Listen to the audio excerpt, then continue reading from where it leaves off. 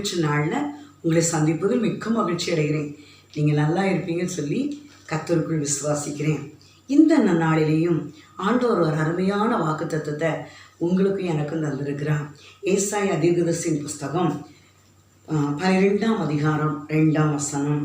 நான் பயப்படாமல் நம்பிக்கையாய் இருப்பேன். நான் பயப்படாமல் நம்பிக்கையாய் இருப்பேன்.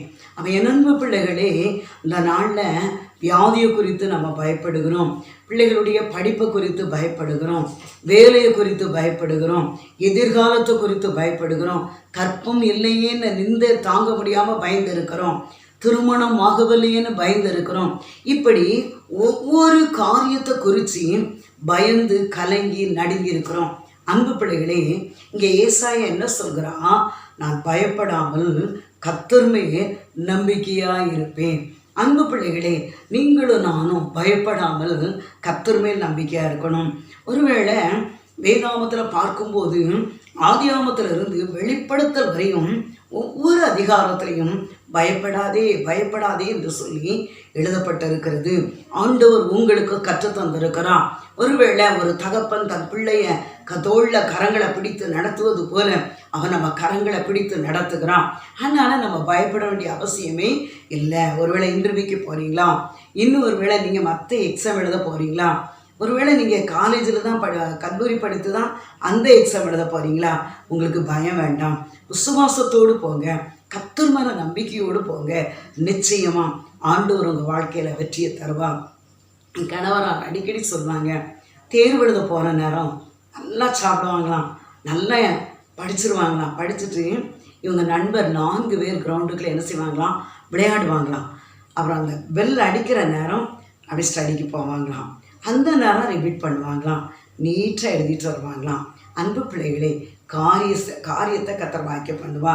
அப்போ நாங்கள் பயப்பட மாட்டோம், கர்த்தர் மேலே நம்பிக்கையாக இருப்போம். ஆண்டவர் எல்லாவற்றிலையும் எங்களுக்கு ஜெயம் தருவா அப்படின்னு சொல்லுவாங்க. அன்பு பிள்ளைகளே, அதே போல் என்னுடைய மகனும் அப்படி தான் சொல்லுவான். ஒருவேளை நம்ம பயந்து இருக்கும்போது அந்த காரியம் நம்மளுக்கு பயந்த மாதிரியே ஆகிப்போகும். அதனால் நீங்கள் பயப்படாதீங்க, கர்த்தர் மேலே நம்பிக்கையாக இருங்க. அவர் உங்கள் காரியத்தை வாய்க்க பண்ணுவா.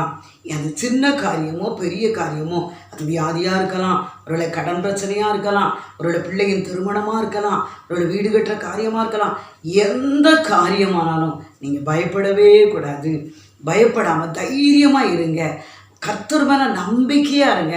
ஆண்டவர் உங்கள் காரியங்களை வாய்க்க பண்ணுவான். என் அன்பு பிள்ளைகளே, ஏன்னா நம்ம ஆண்டவருடைய பிள்ளைங்க, அவர் மேலே நம்பிக்கையாக இருக்கும்போது அவர் உங்கள் காரியங்களை வாய்க்க பண்ணுவான். ஏன் இன்னும் திருமணம் ஆகலையான்னு என் பிள்ளைக்கு கைகுடி வரலையேன்னு கலங்குறீங்களா?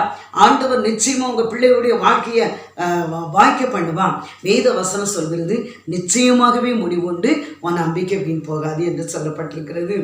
ஏன் நீங்கள் கலங்குறீங்க? ஏன்னா ஆண்டவர் நிச்சயத்திருக்கிறார். இந்த பாத்திரத்துக்கு இந்த பாத்திரம்னு சொல்லி ஆண்டவர் பரலோகத்தில் நிச்சயம் பண்ணி தான் உங்களுக்கு பூலோகத்துக்கு தெரியப்படுத்துவார். என் அன்பு பிள்ளைகளே, இந்த பாத்திரத்துக்கு இந்த பாத்திரம், இந்த மணமகனுக்கு இந்த மணமகள்னு நீங்கள் ஏன் சூஸ் பண்ணி கலங்குறீங்க? நீங்கள் ஏன் இன்னும் சக்ஸஸ் ஆகலன்னு கலங்குறீங்க? நீங்கள் ஏன் என் பிள்ளைக்கு இன்னும் காரியம் வாய்க்கலன்னு கலங்குறீங்க? சோர்ந்து போகாதீங்க, மனம் தளர்ந்து விடாதீங்க, விசுவாசத்தில் உறுதியாக இருங்க. நிச்சயமாகவே முடிவுண்டு உன் நம்பிக்கை வீண் போகாது. பயப்படாதே, நம்பிக்கையாக இரு, கர்த்தர் காரியத்தை வாய்க்க பண்ணுவான்.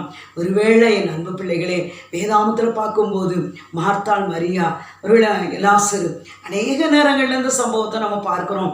ஆனால் ஒருவேளை லாசரு மரித்து போயிட்டாரு. அடிக்கடி பெத்தானியா கிராமத்துக்கு இயேசு கிறிஸ்து வந்து அந்த லாசருவின் வீட்டுக்கு தான் வருவார். மார்த்தாள் மரியார் வீட்டில் தான் வந்து இருப்பார்.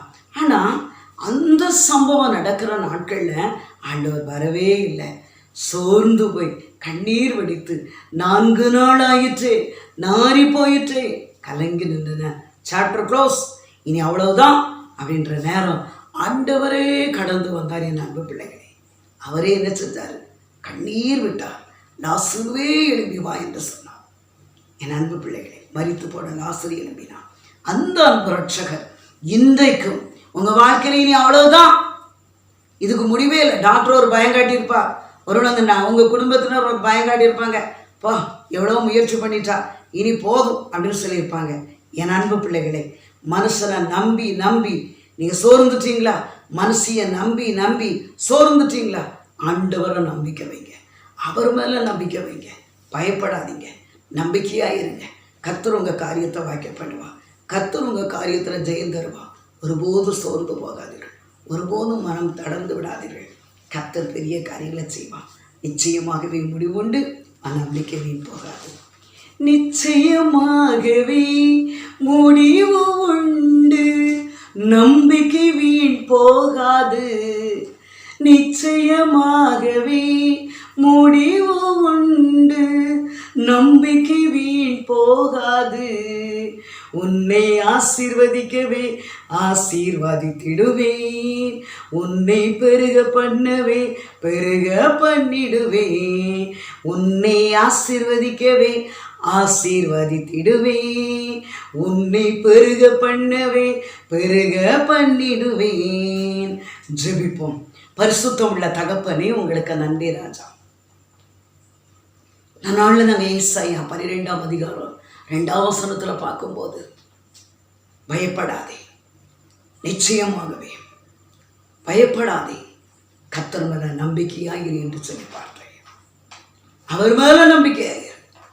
மனுஷனை நம்பி நம்பி சோர்ந்து போய் நிற்கிறிய மகளே, மனுஷனை நம்பி நம்பி சோர்ந்து போய் நிற்கிறிய மகனே, நீ யாராயிருந்தாலும் மனுஷனை நம்பாத. பிள்ளைகளுடைய காரியமா, கணவருடைய காரியமா, ஏதோ ஒரு காரியமா, ஆண்டவருடைய பாதத்தை உறுதியாக படிங்க. நிச்சயமாகவே முடிவுண்டு. உன் நம்பிக்கை வீண் போகாது. அவருடைய பாதத்தை பிடித்து கொள்ளுங்க, அவருடைய பாதத்தை பற்றி கொள்ளுங்க. ஒருவேளை நம்ம மனுஷனை நம்பியிருந்தா நம்ம சோர்ந்துருவோங்க, அமிழ்ந்து போவோங்க. ஆண்டவர் மேலே நம்பிக்கையாக இருங்க, ஆண்டவரையே விசுவாசிங்க, அவர் மேலே நம்பிக்கையாக இருங்க. அவர் உங்கள் காரியங்களை வாய்க்க பண்ணுவார், உங்கள் பிள்ளைங்க காரியத்தை வாய்க்க பண்ணுவார். நல்ல வேலையை தந்து சந்தோஷப்படுத்துவார், ஏற்ற துணையை தந்து சந்தோஷப்படுத்துவார், கற்பத்தை தந்து சந்தோஷப்படுத்துவார். எந்த காரியத்தில் மனம் தளர்ந்திருக்கீங்களோ, எந்த காரியத்தில் மனம் சோர்ந்திருக்கீங்களோ, அந்த காரியத்தை கர்த்தர் நிறைவேற்றுவார், அந்த காரியத்தை கர்த்தர் வாய்க்க பண்ணுவார். நிச்சயமாகவே முடிவுண்டு. உன் நம்பிக்கை வீண் போகாது. பயப்படாதே, நம்பிக்கையாயிரு. பயப்படாதே, நம்பிக்கையாயிரு. பெரிய காரியங்களை செய்யுங்க. இயேசுவின் நாமத்தில் ஜெபிக்கிறோம் ஜீவனுள்ள நல்ல பிதாவே, ஆமென். ஹல்லேலூயா.